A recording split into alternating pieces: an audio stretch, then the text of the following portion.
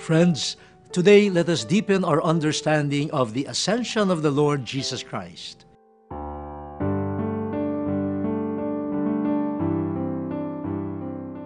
In the reading earlier from the Acts of the Apostles, we heard the full account of the ascension. Jesus was lifted up, and a cloud took him from their sight. And St. Mark adds an important detail. Jesus was taken into heaven and sat down at the right hand of God. After he rose from the dead, Jesus presented himself to the women who visited his tomb, to his disciples at the cenacle, and according to St. Paul, to more than 500 others. During those days, Jesus prepared them for their mission by rekindling the fire of faith in their hearts.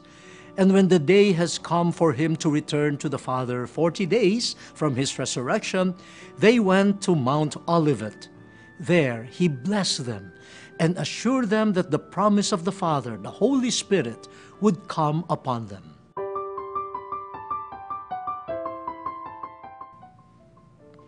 Now, what does the ascension signify for us believers?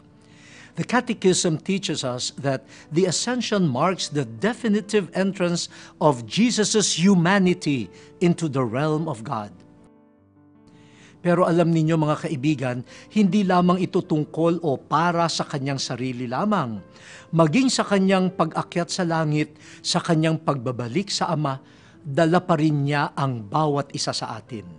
The Catechism further tells us that Jesus, the head of the Church, precedes us into the Father's glorious kingdom so that we, the members of His body, the Church, may live in the hope of one day being with Him forever.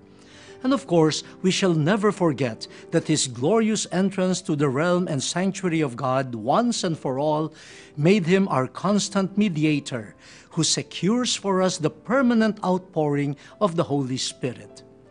Nagmula siya sa Ama, naging tao at nakipamuhay sa atin. Siya ngayon ay nagbalik na sa Ama. Siya ngayon ay naluluklok sa kanan ng Ama. Siya ang ating natatangi at dakilang tagapamagitan.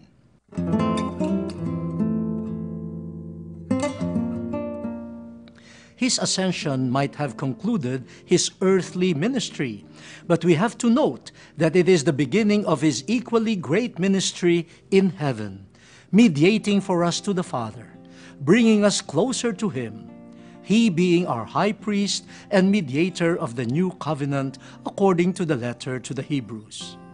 And we really have to rejoice at the passing of His humanity to the divine realm because it confirms that the saving work of the Father triumphed. The power of His love and mercy prevailed over sin and darkness. Another good thing, my dear friends, is that He ascended into heaven to prepare for each of us a place there. We recall His words, "In my Father's house are many dwelling places. I go to prepare a place for you." Wow! Can you imagine that? Our Lord Himself will prepare a place for us in the Father's mansion. Let us marvel at this. If only we would believe, if only we would follow Him, who is the way to the Father's house.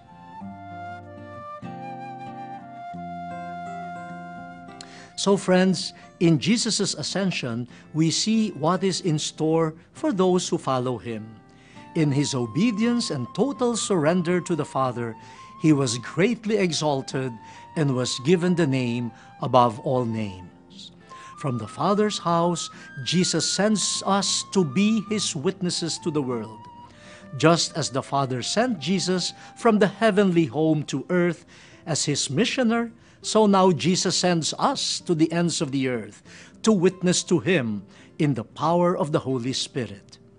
In His glorification, He bears us and abides in us. So friends, let us come to Him, our one mediator, to the Father. Let us also go to others so that they may get to know Him.